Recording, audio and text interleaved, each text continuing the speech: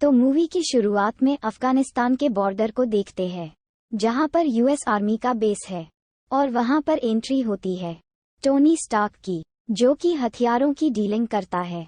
यहाँ पर Tony US army को अपनी मिसाइल से इंट्रोड्यूस कराता है, जो कि उसकी कंपनी स्टार्क इंडस्ट्रीज ने बनाई है, जिसका नाम जेरिको है, जो बहुत पावरफुल मिसाइल है। इसके बाद टोनी स्टार्क आर्मी के साथ उस जगह से जाने लगता है। तभी उनके ऊपर हमला हो जाता है, और हमले में सारे आर्मी के लोग मारे जाते हैं। टोनी बचते हुए छिप जाता है। तभी वहां पर उसकी ही कंपनी का बम फट जाता है, और इस हमले में वह जख्मी हो जाता है। इसके बाद हमें 36 घंटे पहले का टाइम दिखाया जाता है, जहां पर टोनी को arms dealer of the year का अवार्ड मिलने वाला है।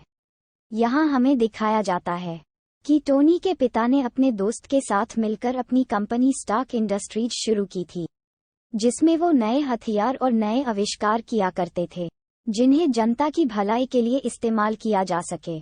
अवार्ड लेने के लिए टोनी स्टार्क वहां उपस्थित नहीं होता है, तो उसके पिता का दोस्त स्टेन उस अवार्ड को लेते हैं। फिर दिखाया जाता है कि टोनी इस वक्त एक कसिनो में जुआ खेल रहा है। जेम्स रोड्स वहां जाकर टोनी को उसका अवार्ड देता है, लेकिन टोनी उसे नहीं लेता और कहता है कि मेरे पास इसे रखने के लिए कोई जगह नहीं है। तभी एक रिपोर्टर टोनी के पास आती है और टोनी का इंटरव्यू लेने की कोशिश करती है, और कहती है कि आप जो ये हथियारों का सौदा करते हैं, यह सही नहीं है। तो टोनी कहता है कि एक दिन जब वर्ल्ड वार 3 शुरू हो जाएगी, और तब अगर हमारे पास हथियार नहीं होंगे, तो हम अपने लोगों की मदद कैसे कर पाएंगे। फिर थोड़ी और बातचीत के बाद टोनी उस न्यूज़ रिपोर्टर को अपने साथ अपने घर ले जाता है, उसके साथ रात बिताता है।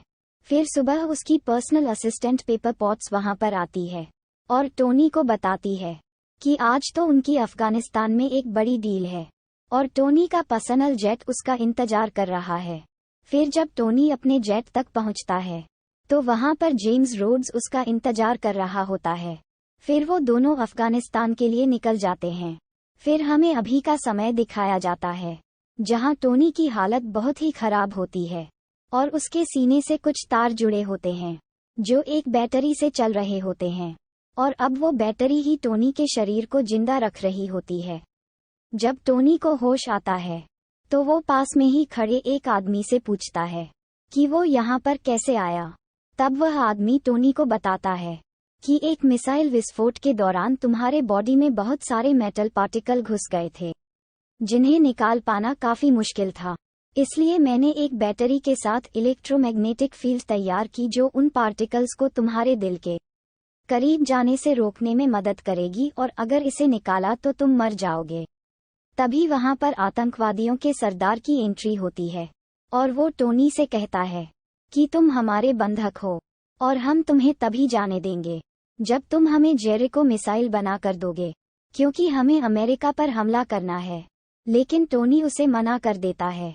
तब वह टोनी को बाहर लाकर दिखाता है कि हमारे पास तुम्हारी कंपनी के बनाए गए वो सारे हथियार हैं, जिन हथियारों को तुम यूएस आर्मी और बाकी लोगों को बेचते हो, और वो आकर हमें ये हथियार काफी महंगे दामों में बेचकर जाते हैं। और अब हमें जेरिको मिसाइल चाहिए, और अगर तुम अपनी जान बचाना चाहते हो तो हमें उस मिसाइल का दूसरा नमूना बनाकर दिखाओ, तभी हम तुम्हें यहाँ से जाने देंगे।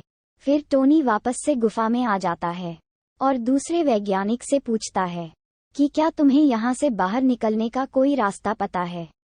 तो वह कहता है कि यह पहाड़ी इलाका है, और यहाँ से तुम्हें कोई भी नहीं बचा सकता। फिर वह अपनी फैमिली के बारे में बात करने लगता है, और कहता है कि वह अपने परिवार से मिलना चाहता है। इस पर टोनी कहता है कि मेरा कोई परिवार नहीं है, पर मुझे जितनी जल्दी हो सके यहाँ से बाहर निकालना है। फिर टोनी के दिमाग में एक आइडिया आता है, और वो वहाँ पर मौजूद सभी मिसाइल से एक खास धातु निकालता है, जो आर्क रिएक्टर को पावर देने के लिए जरूरी होता है। आर्क रिएक्टर एक ऐसी चीज होती है जो किसी भी मशीन को बहुत देर तक पावर देने का काम करती है, और जो इलेक्ट्रोमैग्नेटिक फील्ड टोनी के सीने में लगी है, वो बैटरी से चलती है, और वो ज्यादा देर तक पावर सप्लाई नहीं कर सकती, और टोनी आर्क रिएक्टर बना लेता है। आतंकवादी टोनी को ऐसा करते हुए देखते हैं, लेकिन उन्हें समझ में नहीं आता कि टोनी क्या बना रहा है। फिर टोनी अपने साथी को एक सूट का ब्लूप्रिंट दिखाता है और उसे बताता है कि हमारा मकसद इस सूट को भरपूर पावर देना है। और फिर वो दोनों वो सूट बना लेते हैं। पर आतंकियों को उनके ऊपर शक हो जाता है और आतंकवादी उनको देखने के लिए आते हैं। तो दूसरा वैज्ञानिक उनके ऊपर हमला कर देता है, जिससे टोनी को सूट तैयार करने का वक्त मिल जाता है। बहुत देर की लड़ाई के बाद आतंकी उस वैज्ञानिक को गोली मारकर घायल कर देते हैं, जिसे देखकर टोनी को बहुत गुस्सा आता है और वो सभी आतंकियों को मारते हुए उस गुफा के बाहर आ जाता है और वहां बाहर पड़े सभी हथियारों को जलाकर वहां से सूट की मदद से उड़ जाता है और दूर एक रेगिस्तान में आकर गिर जाता है। फिर टोनी का सूट, जिसे उसने मार्क 1 नाम दिया था, वो टूट जाता है और टोनी वहां से आगे बढ़ाने लगता है। तभी जेम्स और उसकी टीम टोनी को वहां से रेस्क्यू करके ले जाती है और कैलिफोर्निया पहुंचते ही टोनी अपने बॉडीगार्ड हैप्पी को फटाफट एक प्रेस कॉन्फ्रेंस अरेंज करने को कहता है। टोनी के प्रेस कॉन्फ्रेंस में पहुंचते ही टोनी के पिता का दोस्त और टोनी का पार्टनर स्टेन उसका वेलकम करता है। फिर मीडिया वाले टोनी से अफगानिस्तान में उसके ऊपर हुए हमले के बारे में पूछते हैं। तो टोनी बताता है कि अफगानिस्तान में आतंकवादियों ने उस पर हमला किया था और वो भी उसी की कंपनी के बनाए हुए हथियारों से। उसके बाद टोनी स्टार्क कहता है कि अब उसकी कंपनी में कोई भी हथियार नहीं बनाए जाएंगे और ये बात सुनकर स्टेन बीच में आ जाता है और कहता है कि अफगानिस्तान में हुई घटना की वजह से टोनी अभी शॉक में है और ऐसी बात कर रहा है। हम आपस में बात करके इस मुद्दे पर आपको खबर करेंगे। फिर स्टेन टोनी से पूछता है कि अफगानिस्तान में क्या हुआ था और तुम वहां से कैसे बचकर निकले।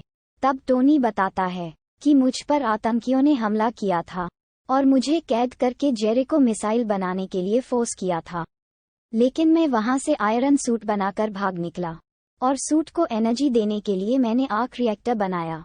फिर टोनी उसे अपने सीने पर लगे आर्क रिएक्टर को दिखाता है। उसे देखकर स्टेन कहता है कि यह तो बहुत ही शानदार आविष्कार है, हमें इसे पूरी दुनिया के सामने लेकर आना चाहिए। लेकिन टोनी उसे मना कर देता है और वहां से चला जाता है। टोनी अपने घर पर वापस आकर अपने लैब में आर्क रिएक्टर का एक न्यू वर्जन बनाता है। फिर उसे अपनी बॉडी में फिट करने के लिए वो अपनी सेक्रेटरी पेपर पॉट्स की मदद लेता है। पेपर पुराने रिएक्टर को निकालकर नया रिएक्टर फिट कर देती है।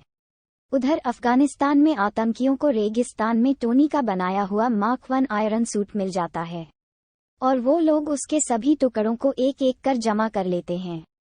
इधर टोनी अपने लैब में दूसरा सूट बनाना शुरू कर देता है और उस सूट को वह मार्क 2 नाम देता है। फिर टोनी अपने नए सूट की जांच करने के लिए अपने घर से आसमान की ओर उड़ जाता है और जावेद से कहता है कि सूट में फुल पावर सेट दे दो, जिससे कि मैं ज्यादा से ज्यादा ऊंचाई पर जा सकूं।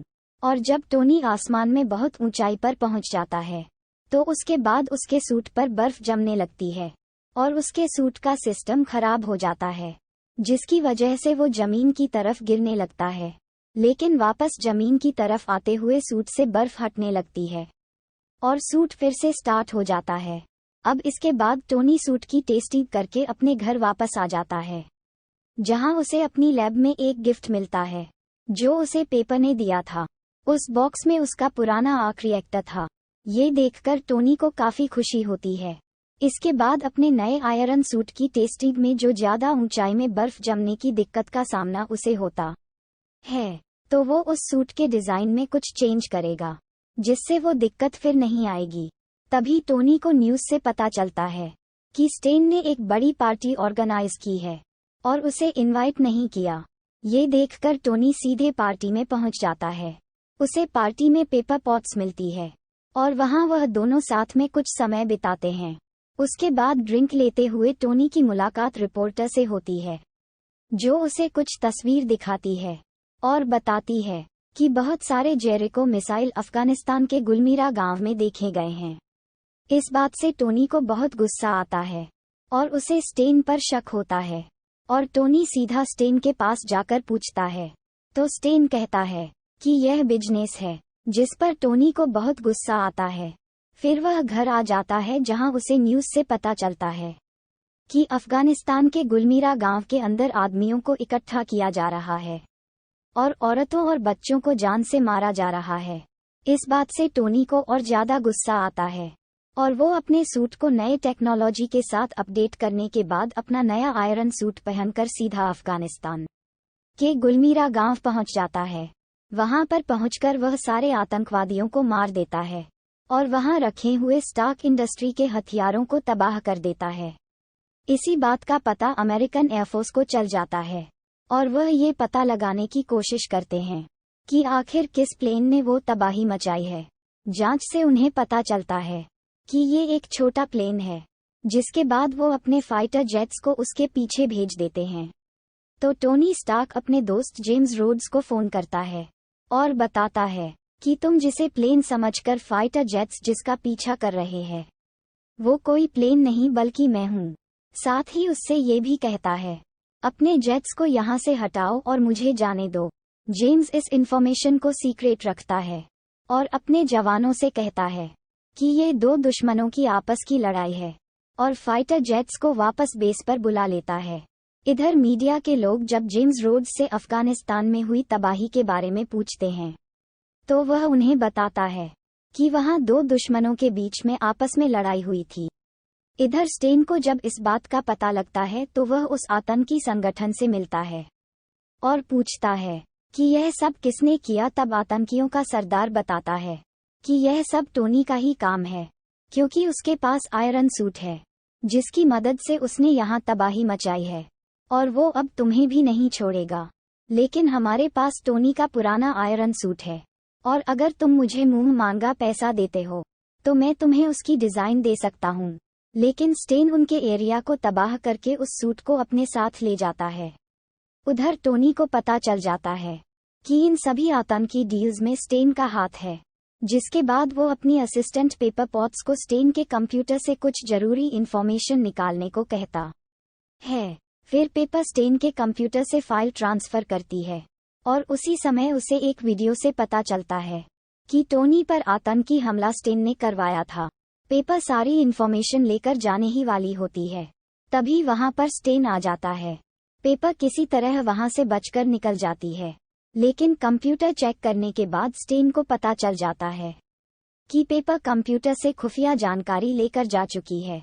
फिर शील्ड एजेंट फिल कूल्सन को दिखाया जाता है। वो पेपर से कहता है कि हम टोनी स्टार्क से मिलना चाहते हैं, हमें अपॉइंटमेंट चाहिए, तो क्या आप हमारी इसमें मदद करेगी। अब पेपर को भी वहां से जल्दी निकलना था तो वह उसके साथ वहां से निकल जाती है। उधर स्टेन काफी घबराया हुआ होता है, क्योंकि उसे यह बात पता था कि टोनी उसके बारे में जान चुका है और वो किसी भी वक्त उसके पास आ जाएगा। तो स्टेन खुद ही सीधे टोनी के घर चला जाता है और वहां अपने एक खास डिवाइस की मदद से वो टोनी को पैरालाइज कर देता है। फिर वो टोनी के सीने से उसका आर्क रिएक्टर निकाल कर ले जाता है और आर्क रिएक्टर के बगैर टोनी की दिल की धड़कन धीरे धीरे बंद होने लगती है। लेकिन वो किसी तरह अपने लैब में जाकर अपने पुराने आर्क रिएक्टर को अपने सीने में लगा लेता है। फिर टोनी अपना नया आयरन सूट पहनकर स्टेन से मुकाबला करने निकल जाता है और उधर टोनी के आर्क रिएक्टर को स्टेन अपने बड़े आयरन सूट में फिट कर देता है। फिर टोनी स्टेन को रोकने के लिए पहुंचता है और उन दोनों के बीच लड़ाई होती है, लेकिन उससे लड़ते हुए टोनी को समझ में आ जाता है कि स्टेन का नया सूट उसके सूट से कहानी ज्यादा पावरफुल है और वो उसे आसानी से नहीं हरा पाएगा। फिर टोनी को ख्याल आता है कि ज्यादा ऊंचाई पर जाने से सूट में बर्फ जमने लगती है और टोनी स्टेन को अपने पीछे पीछे आसमान में ले जाता है। टोनी का पीछा करते करते स्टेन के सूट पर बर्फ जमने लगती है और वो धीरे धीरे नीचे गिरने लगता है। ये देखकर टोनी भी धीरे धीरे नीचे आने लगता है, लेकिन नीचे पहुंचते ही स्टेन का सूट फिर से स्टार्ट हो जाता है और दोनों की लड़ाई फिर से शुरू हो जाती है। अब इसके बाद टोनी अपने कंपनी के लैब की छत पर गिर जाता है और फिर पेपर पॉट्स को फोन करके कहता है कि लैब के रिएक्टर को पूरी पावर के साथ ऑन कर दो, जिससे उसका पूरा असर स्टेन के सूट पर पड़ेगा। फिर पेपर पॉट्स आर्क रिएक्टर को पूरी पावर के साथ ऑन कर देती है, जिससे उसमें से बहुत ही तेज रेज निकलते हैं और स्टेन उसकी चपेट में आ जाता है, जिससे उसकी मौत हो जाती है। अगले दिन एक प्रेस कॉन्फ्रेंस चल रही होती है इसी घटना के बारे में। जिसमें जाते वक्त शील्ड का एजेंट टोनी को एक स्पीच नोट देता है और कहता है इसमें जैसा लिखा है वैसा ही मीडिया के सामने कहे, बाकी सब हम संभाल लेंगे। लेकिन प्रेस कॉन्फ्रेंस में पहुंचने ही टोनी कुछ सोचता है और सबके सामने ये कह देता है कि वही आयरन मैन है, जिससे सभी लोग शॉक्ड हो जाते हैं। आपको हमारी ये वीडियो कैसी लगी हमें जरूर बताएं।